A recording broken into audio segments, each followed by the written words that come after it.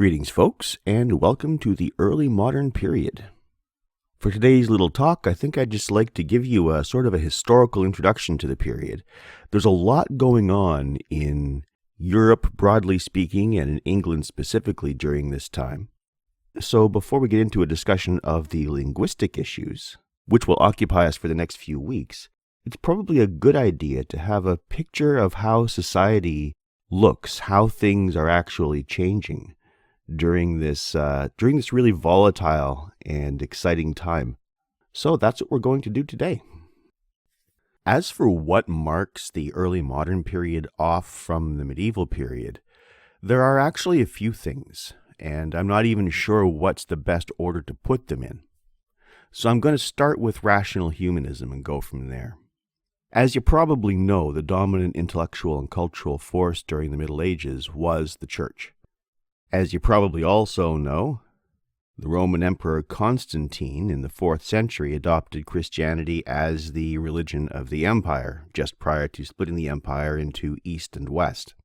Well, what followed from that was the suppression of previously flourishing schools of thought in the name of the one guiding vision of Christianity. Rome before that had actually been fairly tolerant of a wide range of beliefs.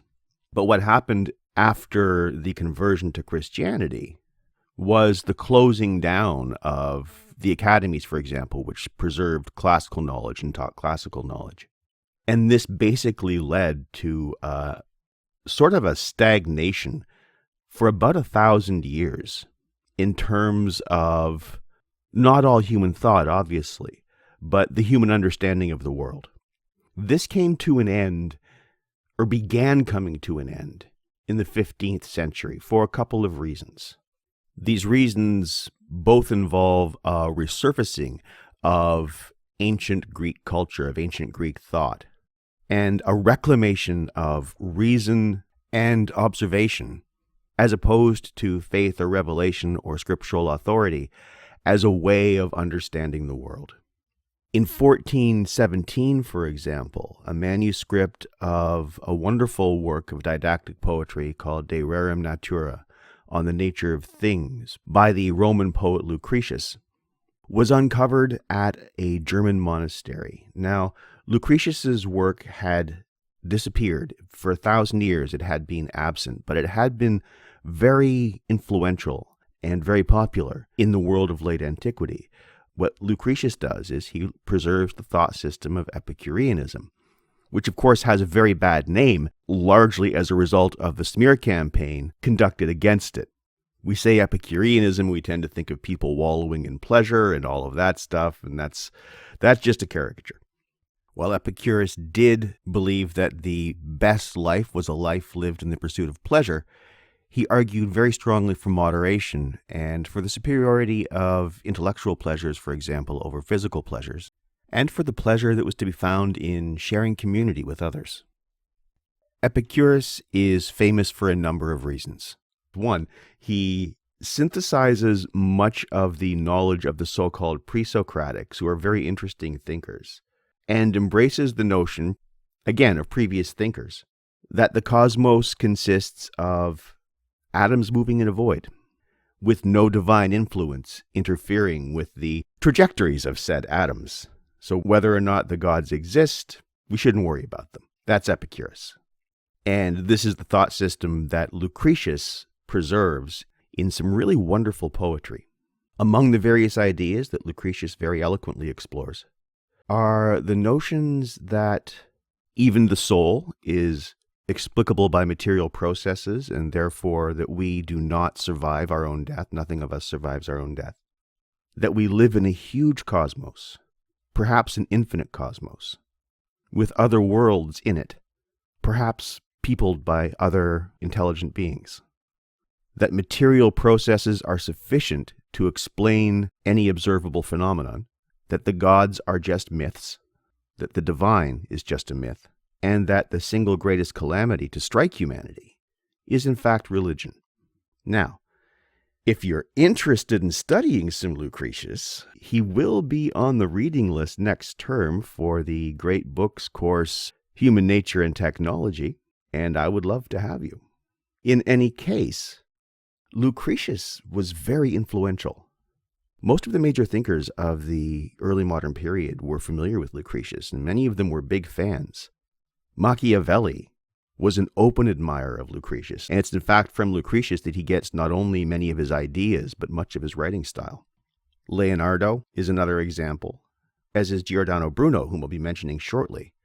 Other early modern intellectual, cultural figures who were certainly fans of Lucretius include Francis Bacon, Thomas Hobbes, René Rousseau, Michel Montaigne, and Thomas Jefferson, who owned 5 copies. The other major event that we can attribute to the rise of early modernity, and this one is much more widely recognized, is the fall of Byzantium. Now, you'll remember just a few minutes ago, I mentioned Constantine dividing the empire into East and West. Well, the capital of the Eastern Empire was Constantinople, which became Byzantium. So in 1453, after a long period of shrinkage, Byzantium finally fell to the Ottoman Turks. This is now, of course, the city of Istanbul. Well, in Byzantium, as opposed to Rome, much of the learning of the classical world had been preserved, largely indirectly, because when the church was busy suppressing that knowledge, the Arabic world was busy preserving it.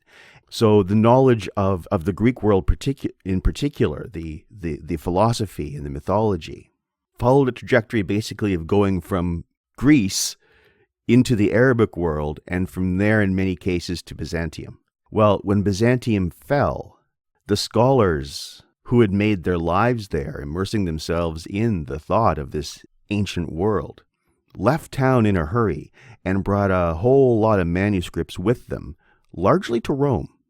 So this actual physical influx of knowledge from Byzantium brought the Western European world back into contact with that classical knowledge.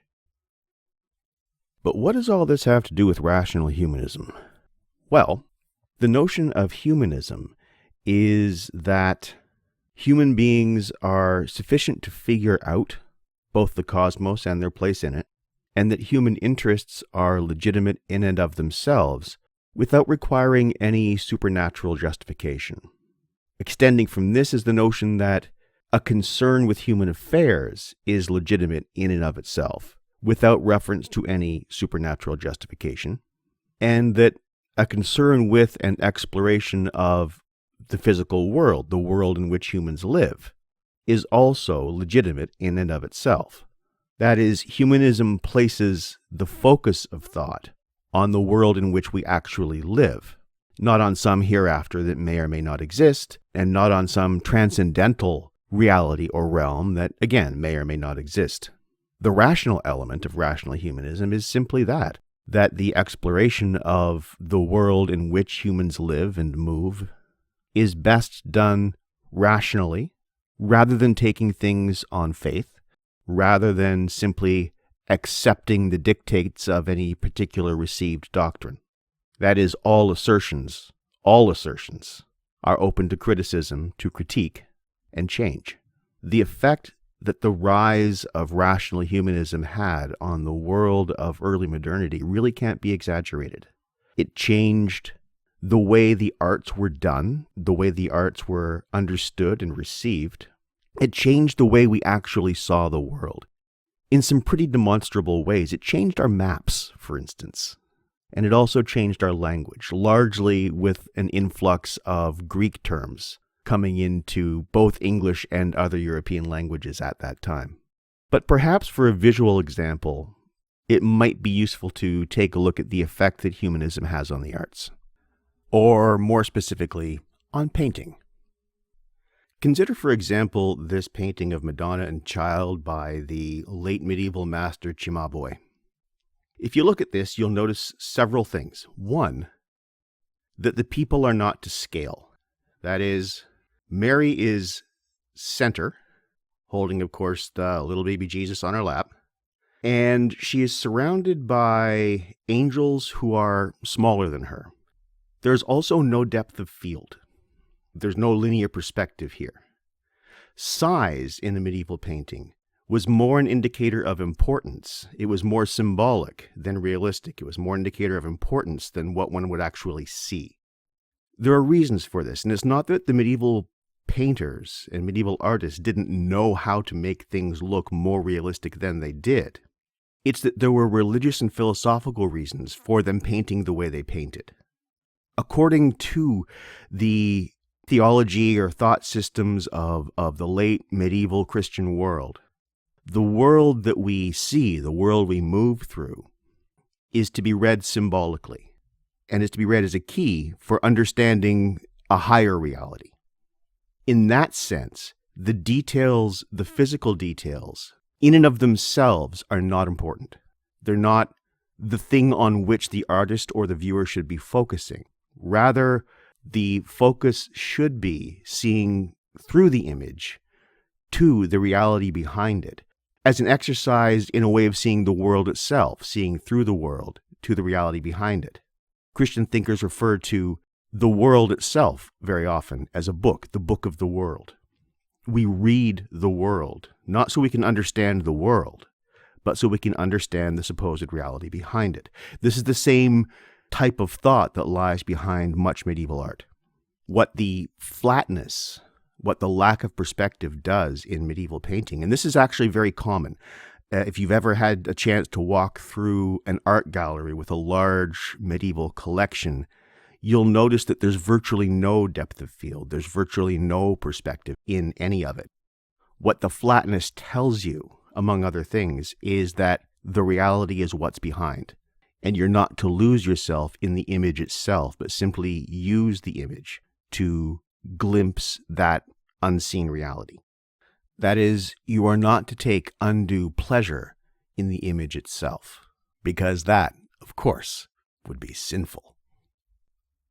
But that was the medieval world. Let's move ahead now to this wonderful painting by Botticelli, his 1486 Birth of Venus. Well, what do you see here, and how is it different from what you saw with Cimabue? Well, for one thing, of course, you see a lovely instance of the resurfacing of Greek mythology into Western European culture. The number of mythological themes and motifs that show up in Renaissance visual art, Renaissance literature is huge.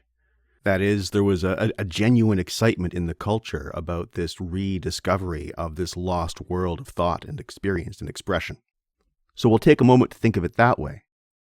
With Cimabue, we see a picture of the Virgin Mary, and with the Birth of Venus, we see the picture of a pagan goddess.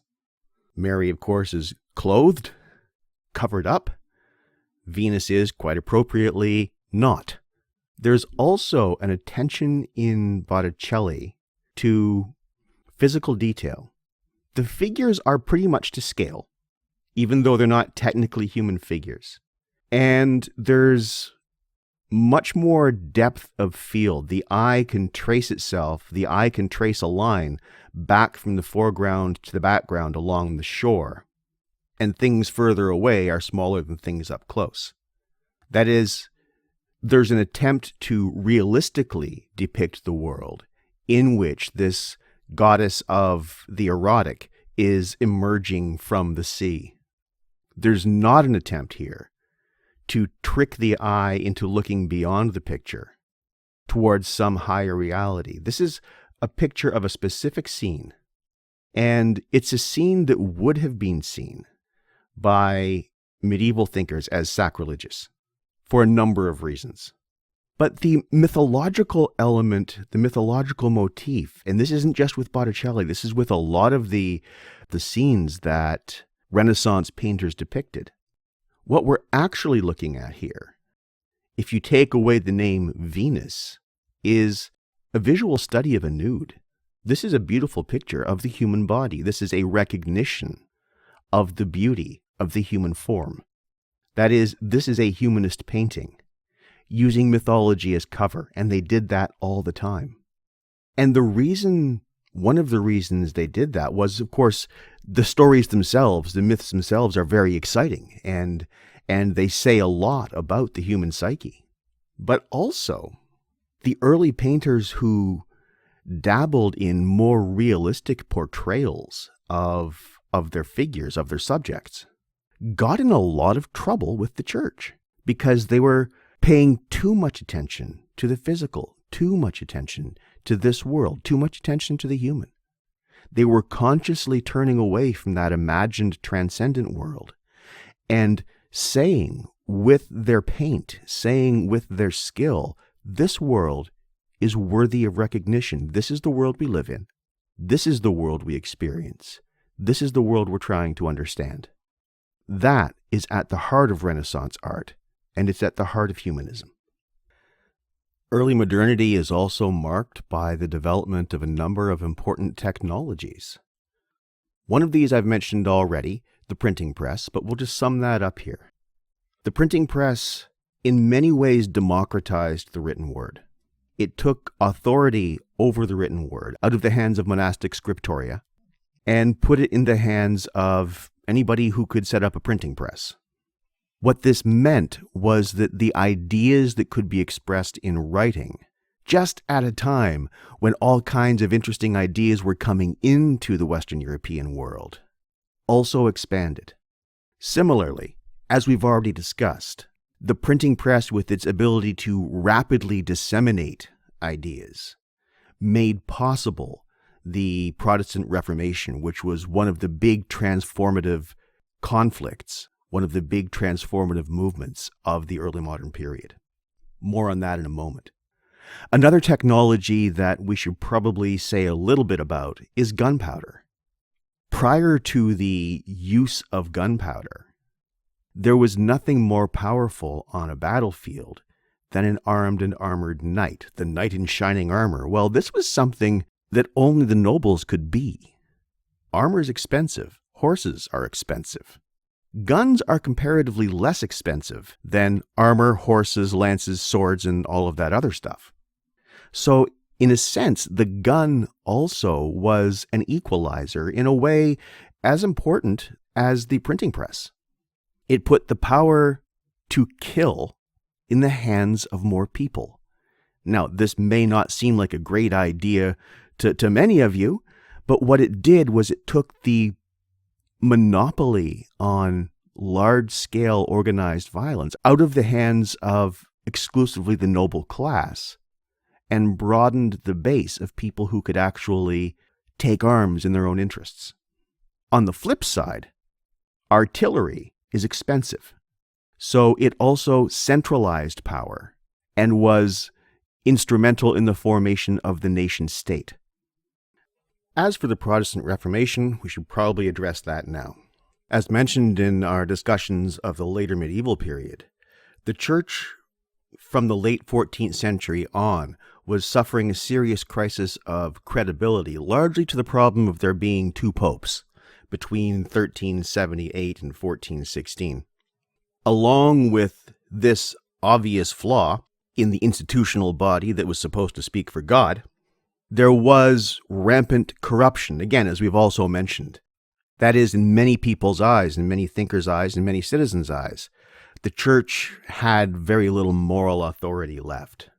One of the thinkers who challenged this authority was, of course, Martin Luther, who did not seek to break up the church, but rather sought simply to reform it, largely by eliminating corruption, and also by, as he saw it, correcting the theology. To this end, he composed his 95 Theses, which he nailed to the door of the University of Wittenberg in 1517. Among Luther's theses were the importance of the individual having a direct relationship with God, that is, the non-necessity of priests functioning as intercessors, and therefore of the importance of translating the Bible into the vernacular, both of which, as we've already discussed, were ideas adopted by John Wycliffe in the 14th century, but because of his inability, because of the Lollards' inability to disseminate their ideas rapidly enough, they were effectively extinguished. Well, Luther and his fellow reformers had printing presses. They could get the word out faster. And that seems to have made the crucial difference. So what we see by the 16th century is the end of the Roman Catholic cultural monopoly on Western European society, and an associated reduction in their political power as well, in their temporal power as well. As various nations broke from the church, of course, the capacity of the remaining Catholic powers to enforce their theology, to enforce their worldview, was correspondingly reduced. Other ideas that are kicking around at this time that are still relevant and resonant in our own society is, of course, the discussion or argument between whether we have free will or whether we are predestined, whether our futures are predetermined from birth, as, for example, John Calvin argued. And as well, the rapid fragmentation of Protestantism. There are currently thousands, literally thousands, of Christian denominations that fall broadly under the Protestant umbrella. This was a natural and maybe even inevitable occurrence, inevitable consequence of Luther's argument that the individual was responsible for understanding the Bible, him or herself. Well, for Luther it was him. He was a horrible misogynist. But in any case, that fragmentation is ongoing, often with loud and violent conversations over who's a real Christian and who's not. But that's a conversation for another day. Or at least for another slide. The early modern period is, of course, marked by multiple religious wars, fought for the most part between Catholic and Protestant factions.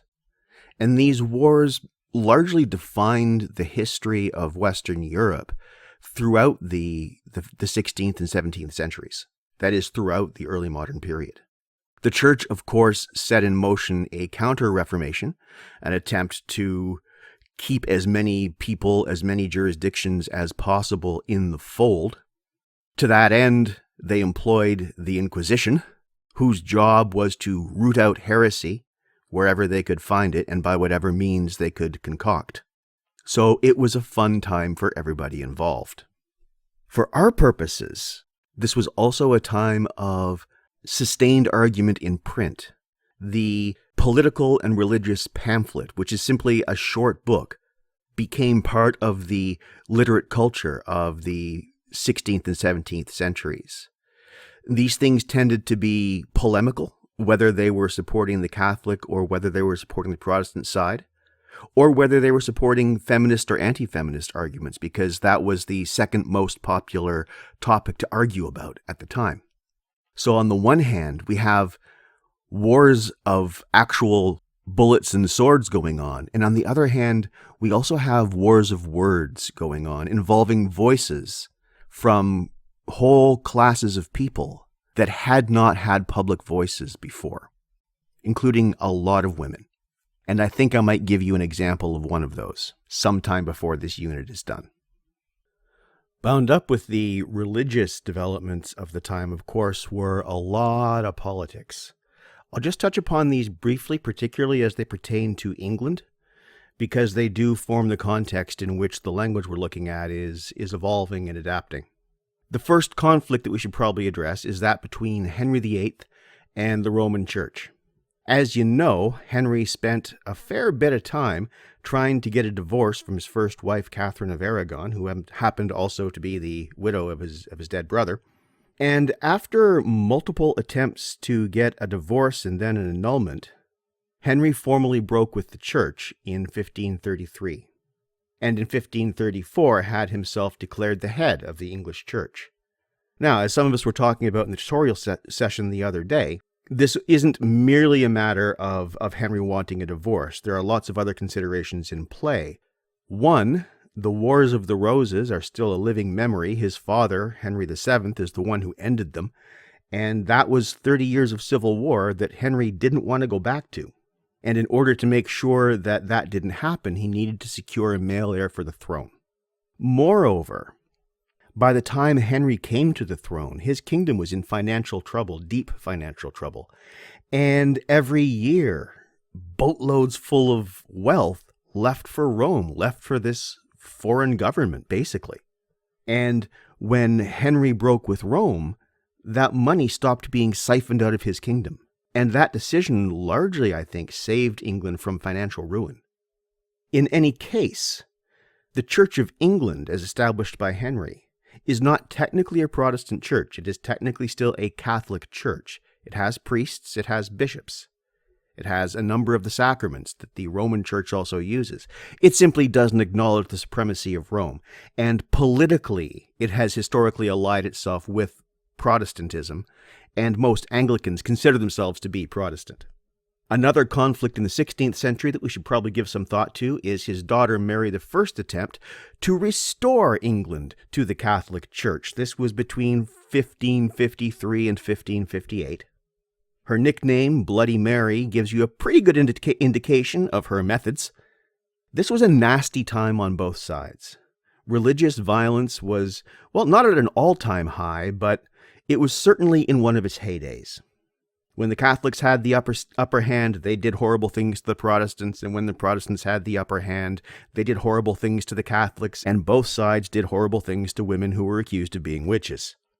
Moving towards the end of the 16th century and the reign of Elizabeth I, sort of a golden age of English culture. Elizabeth reigned from 1558 to 1603. We have another conflict largely religiously motivated, this time with Spain. Spain was the principal power at this point in Europe. They had by now already established a considerable collection of holdings in the so-called New World, and I'll talk more about that in a few minutes. And the intention of Spain was simply to invade England, conquer them, and bring them back to the church, and also, conquer them. Well, in 1588, against considerable odds, the English Navy destroyed the Spanish Armada. And this marked the beginning of the downfall of Spain as a global power, by the way. They never recovered from that. This also marks a high point of English nationalism, because the English were prepared to be invaded. They thought that their country was about to fall, and it didn't. This, of course, is the age of Shakespeare and Marlowe. So as I said, one of the great ages of English literary culture. Now, if we want to move forward a little more into the 17th century, I think I'll just sum up some of the key political developments in England then as well. We're not going to be touching on the 17th century that much this week, but next week it's going to be one of our focuses. In 1603, James Stuart, James VI of Scotland, also the nephew of Elizabeth I, becomes James I of England. So from 1603, the thrones of England and Scotland are unified. They still have separate parliaments, but now they have one head of state. James was devoutly committed to the Protestant political cause and had translated probably the most famous translation of the Bible, the James I Bible, which was released in 1611. His son, Charles I, was a little more lukewarm on that whole Protestant thing. He had Catholic sympathies, certainly. His wife was a Catholic, French, and he had very little interest in talking things over with, elected representatives, parliament and all that. And given his preference for really autocratic rule, it's not at all surprising in a politically and religiously charged environment, with religious war raging across the continent at the time, that a civil war should break out between Charles I, the royalists, and the parliamentarians, ultimately led by Oliver Cromwell. The long and the short of it is that in 1649, Charles was made about a head shorter. This brings us to a period called the Interregnum, when there was no one on the throne.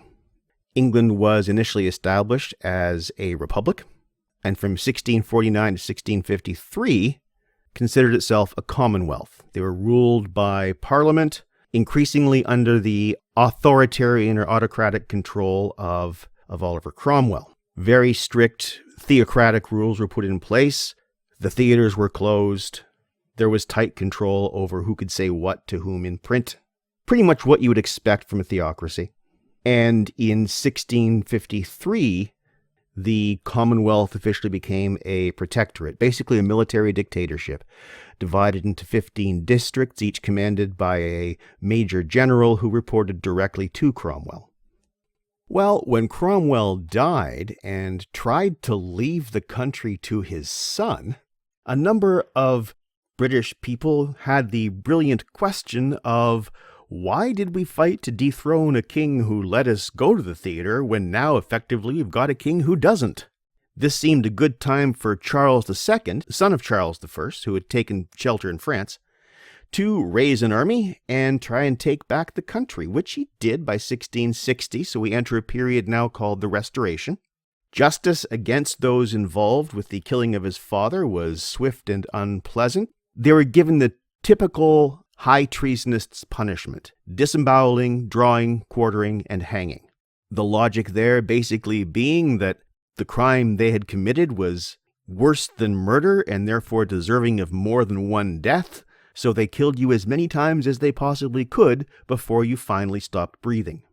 Charles did offer amnesty to a number of others, including Milton, who had actually supported the regicide, and who published his great epic, Paradise Lost, in 1667. The other key political event that I want to sum up for the 17th century is one called the Glorious Revolution, which occurred in 1688 and 1689. Now, this is effectively, politically, I would say, where England leaves early modernity and becomes a fully modern state.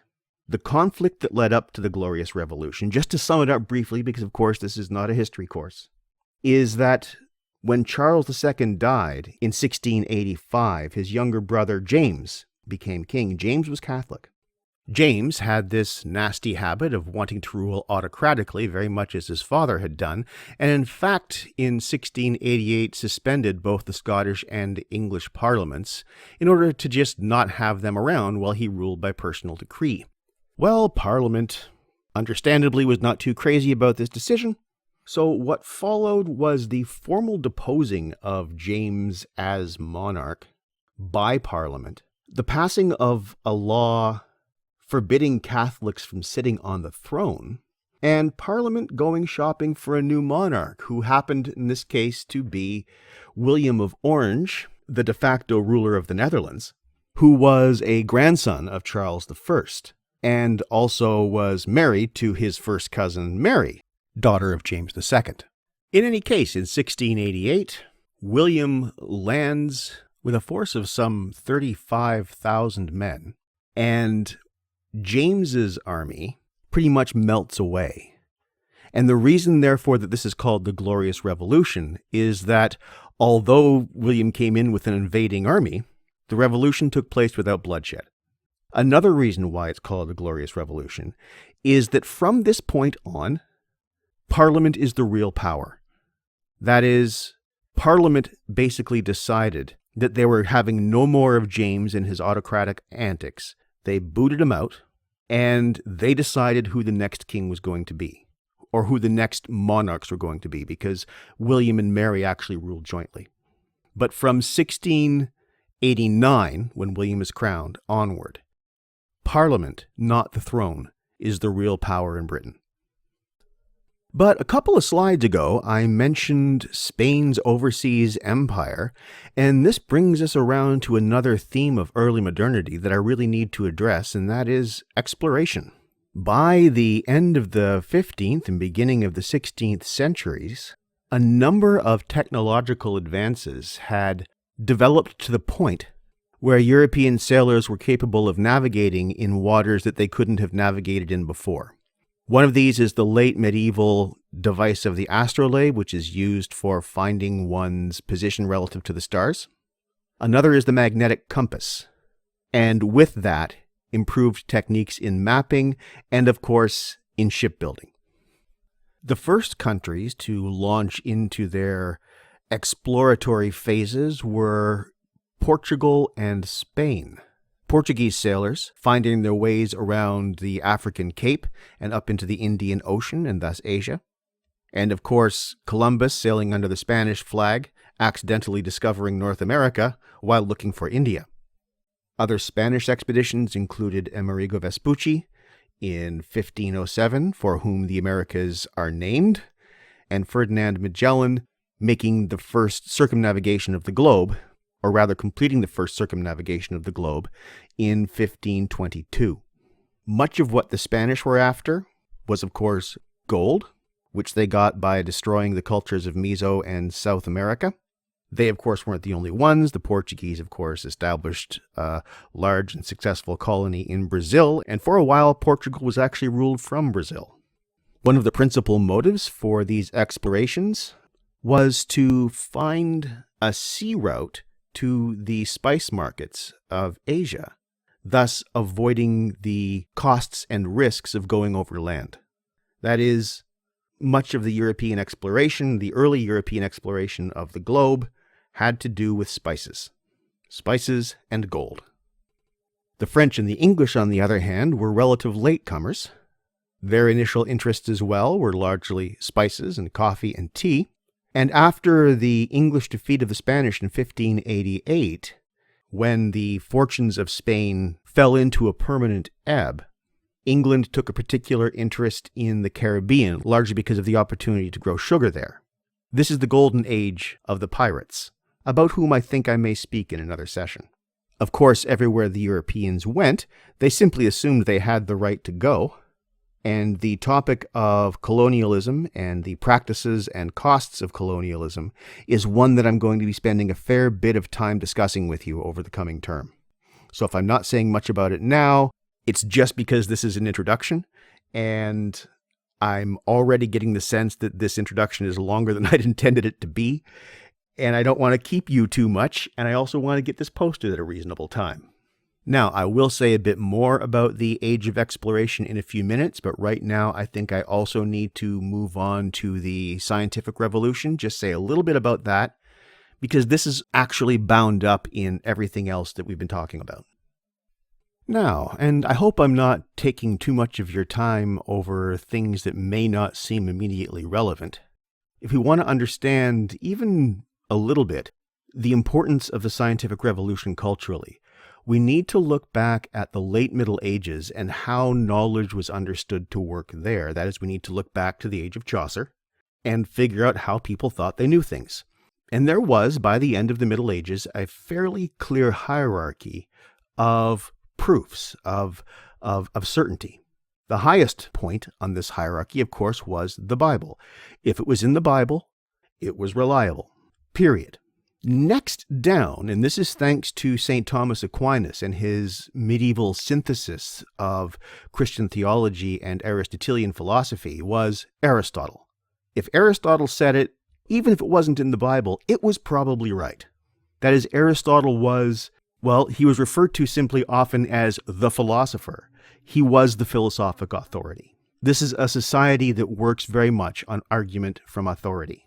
Next down is other classical sources. This also is, as you know, a very bookish culture because, of course, its religion is a religion of a book. There is something about stuff that comes from books that is more authoritative than mere personal or oral testimony.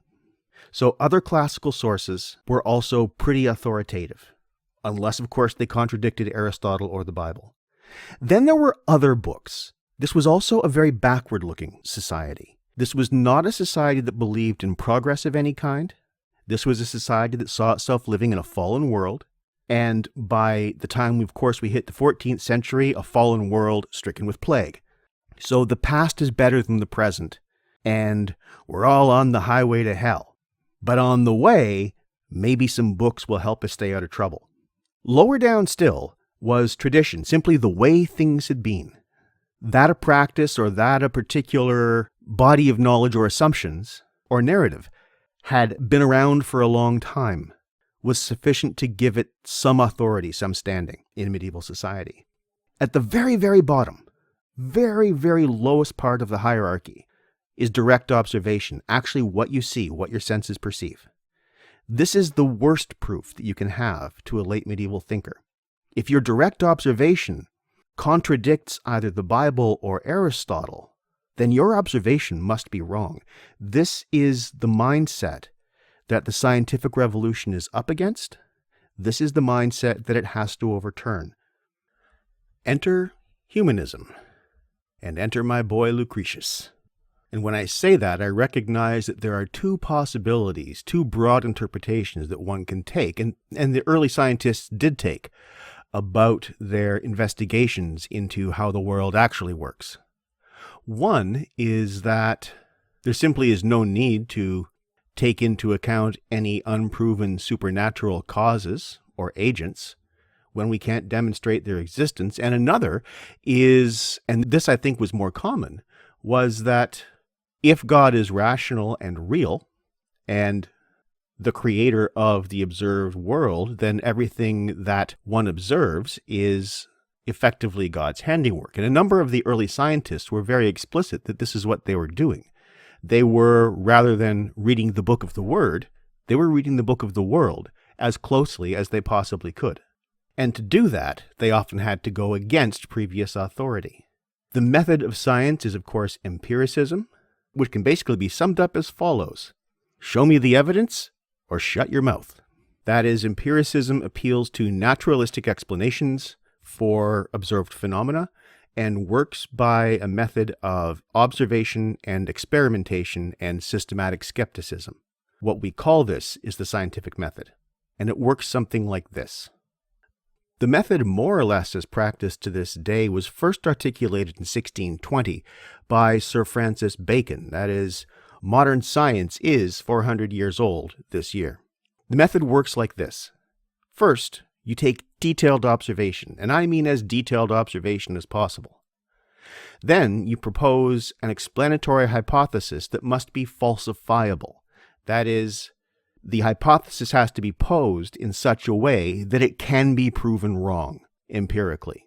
Then you test your hypothesis by trying to prove it wrong, and you really do try to prove it wrong. If you prove it wrong, you reject it, or you modify it. And if you modify it, you test it again. Every step of the way, you lay out your methods so that other people can check your work and repeat your process, repeat your experiment and observations, and see whether they get the same results. For the results to be useful, they must yield predictions. That is, they have to be able to be worked into the overall fabric of human knowledge in such a way that, taking your results, you can propose further hypotheses, you can predict things that either will happen or that will be found, and then you can try to find them. That is, scientific knowledge is progressive in ways that other types of knowledge are not. This changed the way Western people thought and think, and it changed those thought patterns in some very fundamental ways. What it also does, is it destabilizes the very idea of knowledge itself. There is no absolute certainty that any given thing is true, empirically speaking. Something can be proven false, but it can't be proven true. Even the best attested hypotheses are simply not proven wrong. They are functionally true. They're provisionally true, and if supported by enough evidence, become functionally true. For example, the theory of evolution by natural selection. Nobody who actually understands that and is not previously committed to an ideology that is against it can reject it. The evidence for it is literally stronger than the evidence for gravity. And if you're interested in Francis Bacon, of course, he will also be making an appearance in the Human Nature and Technology course, being the founder of modern science. The key, though, as I've said, to the scientific method and the scientific endeavor broadly is no matter how much you want a particular hypothesis to be true, no matter how much you want an entire body of knowledge to be true, if it doesn't match the evidence, you let it go, because there is no arguing against the evidence. This is a complete reversal of the medieval hierarchy of knowing. Okay, this is Future Roger, having listened to the recording for this particular slide. It took longer than I'd intended and ended up being roughly an 18-minute digression in a particular question of the scientific revolution. If you're curious, by all means listen. Otherwise, skip ahead 18 minutes for the conclusion of the lecture. The original recording resumes now. For a quick illustration of how this actually works, I think we should take a look at the heavens. Contemplate the heavens. Contemplating the heavens is always a fun thing to do. And maybe give some thought to the evolution of how the heavens looked, how the heavens are understood from classical times down to the modern period. Now, we'll start with Aristotle. Aristotle, in the Metaphysics, chapter 10, if you want to look it up, proposes a cosmos that revolves around the Earth. This is commonsensical. If you look up at the night sky, it seems like things revolve around Earth. It seems like things revolve around us. And also, if you assume we're the center, the cosmos looks a certain way, doesn't it? It looks as if we are in the center, and there are stable stars at the farthest extremities. But between us and the stable stars, the unmoving stars, there's a whole bunch of things that tend to follow rather wonky but predictable paths. These are the planets. The planets for Aristotle are as follows, in order out from the Earth, which of course is the center: the Moon, Mercury, Venus, the Sun, Mars, Jupiter, and Saturn. These are the planets that can be observed with the naked eye. Now, you already know that this is not how the cosmos actually looks, but it is how the cosmos looked to Aristotle and to the inheritors of his tradition, including Ptolemy, who developed a very complex system of mathematics to account for the apparent anomalies in the motions of the planets. Sometimes they seem to go forward, sometimes they seem to go backward. That's called retrograde. So Ptolemy proposed a very complex system, and to a large degree a very workable system, of what he calls epicycles. Basically, it works like this. The planets don't orbit the Earth directly. They have centers of orbit around which they revolve, and those centers of orbit themselves are what orbit us in a perfectly circular orbit. All orbits are circular, according to this system. Now, I want to throw in a little bit more there, just to bring everything to a head. Aristotle also proposed that there were different kinds of substance. We'll call it matter. That there was changeable substance and unchangeable substance. And the border between changeable and unchangeable substance was the orbit of the moon. Now, moreover, Aristotle saw the orbits as being traced on spheres, themselves what he saw as the perfect shape, because all points are equidistant from the center. So the cosmos to Aristotle and to Ptolemy and to the Catholic Church, which adopted his system, and quite frankly to astrologers, because unfortunately people still listen to those idiots. The cosmos is a system of nested spheres, all perfect spheres, and all set in motion by a first mover who is outside the furthest sphere, the sphere of the fixed stars, all of which are equidistant from the Earth. But as I said, outside the sphere of the moon is a different kind of matter for Aristotle and for Ptolemy and for the Church. That is, the stuff below the moon, the sublunary stuff, is changeable, mutable. And the stuff above the moon is eternal, it is unchanging. Aristotle drew this conclusion because of the apparent blemishes on the face of the moon and the apparent unchanging nature of the planets that were further away, starting from Mercury and working out. With the naked eye, you can't tell that they ever change. And as I said, this system lasted for really almost a couple of millennia. And it was a very comfortable system because it put us in the middle, didn't it? Especially as the Church adopted it. It put creation revolving around us. And it arranged things, it portrayed things rather, so that when you looked out into the sky, day sky, night sky, didn't matter. You always knew where you stood. You always knew things revolved around you, and you always knew you had a place in creation. And your place was determined. Your place was stable, reliable. Now, this wasn't the only vision of the cosmos to come out of the classical world. Lucretius, as I said, poses an infinite cosmos, consisting only of matter in motion through void. But this wasn't the model adopted by the Church. In fact, it was actively suppressed. Now, let's move forward to the early 16th century and a Polish monk by the name of Copernicus. Copernicus was both a mathematician and an astronomer, as well as being a monk. And he was bothered by the complexity of the mathematics required to keep the cosmos working the way it worked under Ptolemy's system, under the Aristotelian Ptolemaic system. So he basically made one very simple move. He put the sun in the middle rather than the Earth and redid the math. He changed nothing else. He still kept perfectly circular orbits. But simply that move of putting the sun in the middle simplified the math remarkably. It still wasn't perfect, because of course it was still wrong to a considerable degree, but it was better. The math worked better with observation. Now, Copernicus was no dummy. He knew that if he went public on this, he would have a very hard time. So although he circulated the knowledge among a circle of his friends and acquaintances, he held off publication until 1543, almost 30 years, when he was on his deathbed. And even then, when he published it, it was published with a disclaimer saying, I'm not actually saying that the sun is at the center. I'm just saying that if we make the equations as if the sun were at the center, the math works better. But still, he was his work was immediately banned by the church. And you can understand why.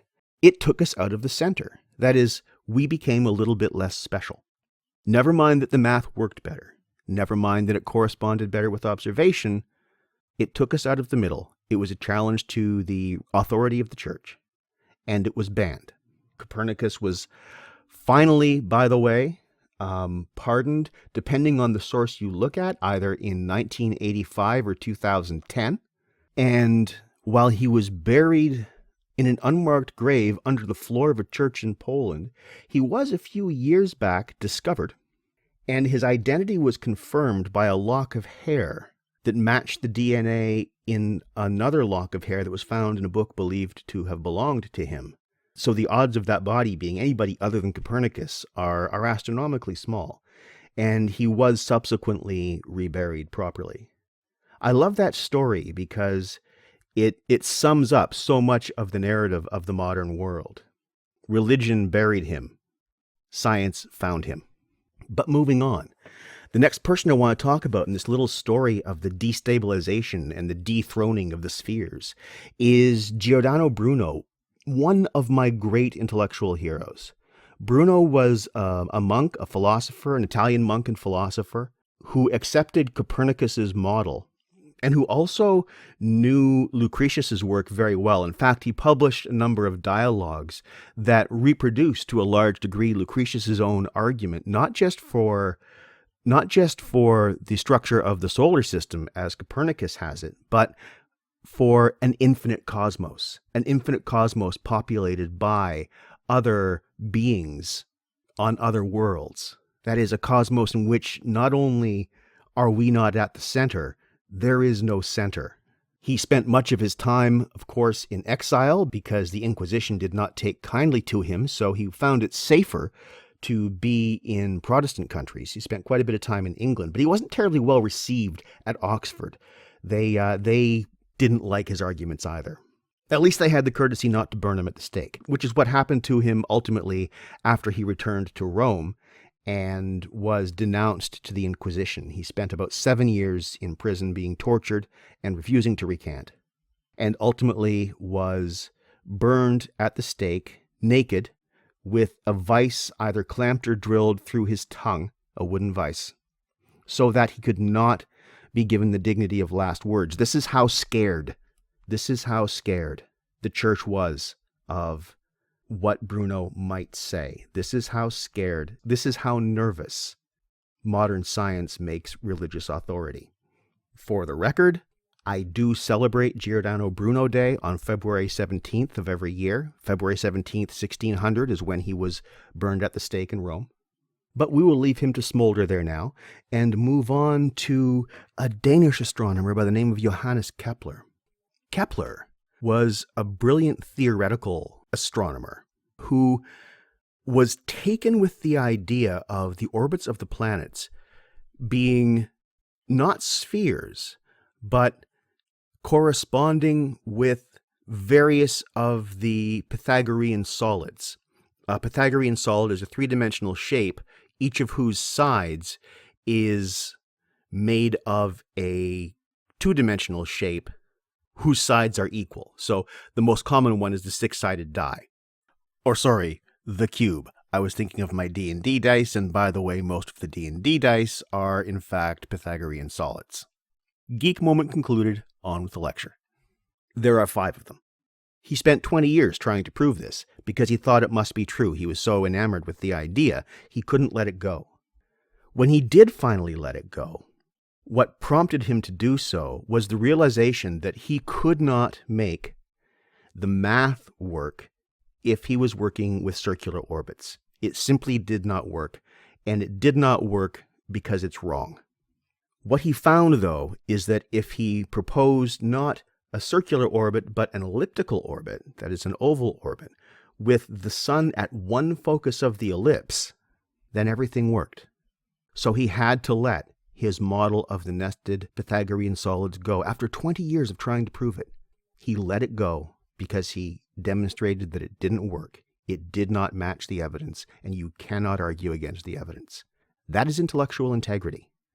Once Kepler was able to demonstrate that the math worked better with elliptical orbits, he was able to come up with a system that would predict exactly where any given planet would be at any given time and how fast it would be moving. Okay, that's Kepler. Let's move ahead now to Galileo. Galileo is one of the major figures here. Of course, everybody knows who Galileo is.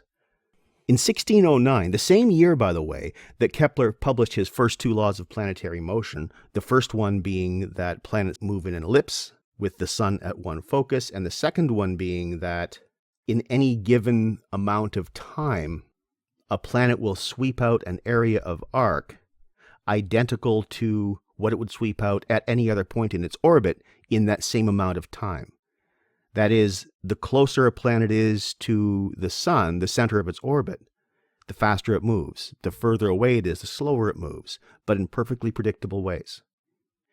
Galileo, though, in that same year, made some really useful modifications to the telescope and began systematically observing the sky himself. And he was the first person that we know to see mountains on the moon. Well, all of a sudden, where are we compared to where Aristotle and the church would have us? We're no longer in nested spheres because those spheres have to go out the window when we admit that we follow an elliptical orbit around the sun. But now, the moon is not a perfect sphere either. It's bumpy. Well, there's more to it than that as well, as you probably know.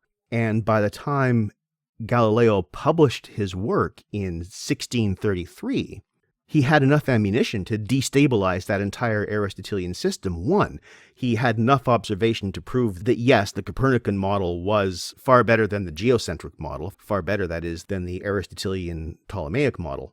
But he was also the first to observe the phases of Venus. So, okay, what do we do with the phases of Venus? Because that means Venus changes the same way the moon changes. Well, according to the old system, all matter above the orbit of the moon. We could work with the mountains on the moon because that's on the border of what's changeable. But Venus having phases, all of a sudden, that's evidence that what's out there in the cosmos is also changeable. So the notion of that eternal substance becomes very unstable. In fact, it becomes untenable. And when he also observed the 4 largest moons of Jupiter, demonstrating that Earth isn't the only planet with a moon, and that Jupiter is the center of a system that on a small scale resembles the system that goes around the sun, all of this completely contradicted the Ptolemaic Aristotelian model in ways that could not be ignored. So, how did the church respond? Well, here's an interesting thing. Because by this point, of course, the scientific method had been published by Bacon. As I said, he did that in 1620. Galileo's observations, Galileo's methods were there for anybody to check. That is, the inquisitors who very hospitably showed him the implements of torture just as a matter of curiosity in case he might wonder what they could be used for, could easily have taken a telescope and confirmed his findings. Maybe they did, I don't know. But truth wasn't what they were after. What they were after was silence.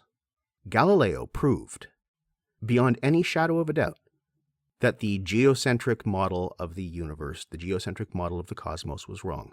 And he was told that he could not be right because he contradicted Aristotle. After having been shown those very interesting implements of torture, he recanted formally and spent the rest of his life under house arrest, effectively silenced. Not because he was wrong, but because he challenged the authority of an idea that he had demonstrated to be wrong. Okay, we'll move forward now. One last figure, and then I need to wrap this up. Isaac Newton. As probably you all know, Newton is most famous for his articulation of the theory of gravity.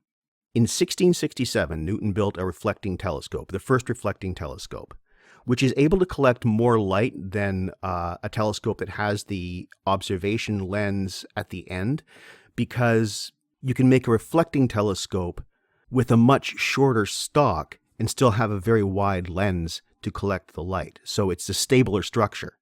And using this advance, he was able to make the most detailed observations of the cosmos that anybody had ever actually made to that point.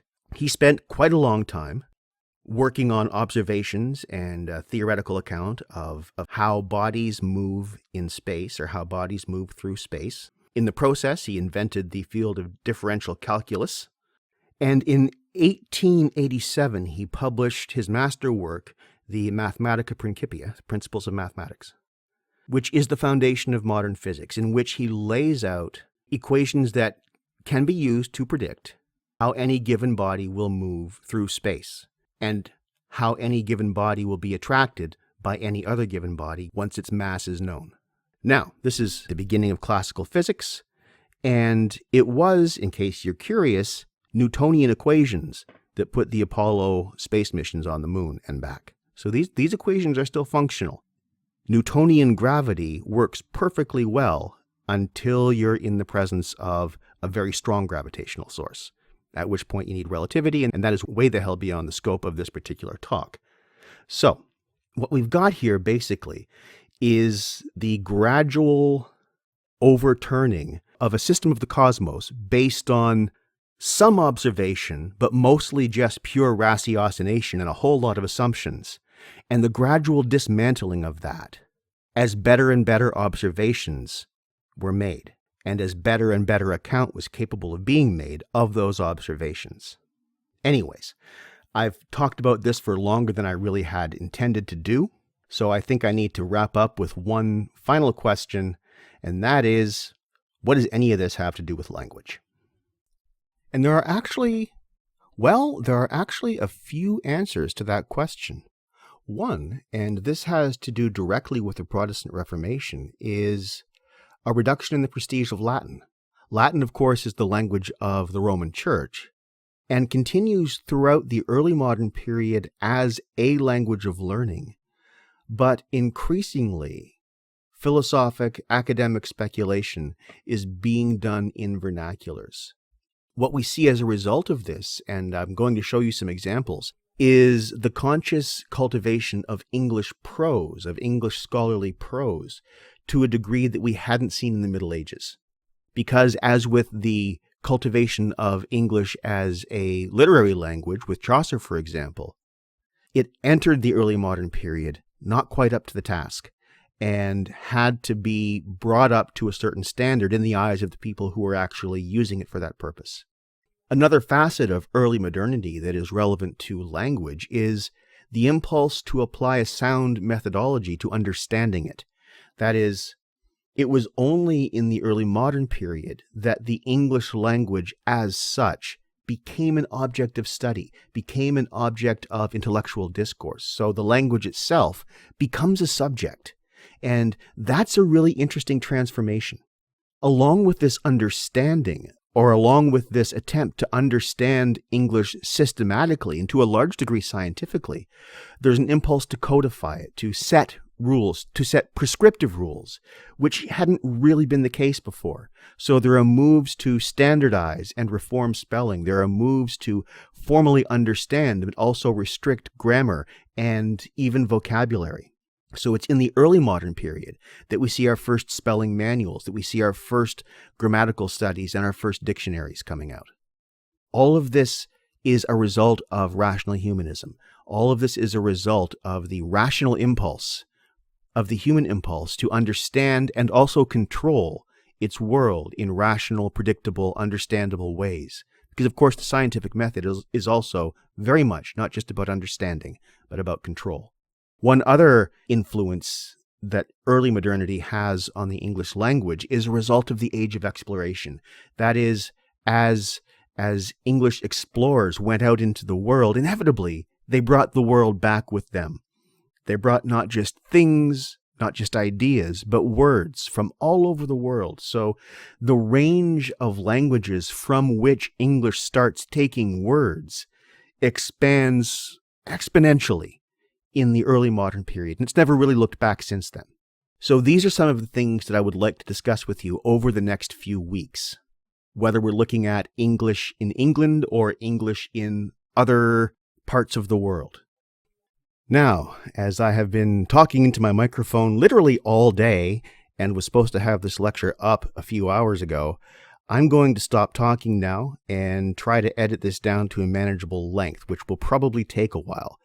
I hope that you have found it worth listening to by the time I get it done, and I have no idea how long it's going to actually turn out to be once I get it done. But in any case, this is the best glimpse I can give you of early modernity, and we will continue next class or next lecture with something much more explicitly linguistic in orientation. That is, we will look at the great vowel shift, which is one of the defining changes in the language between late middle and early modern English. For the time being, thank you as always for listening, and we'll talk soon.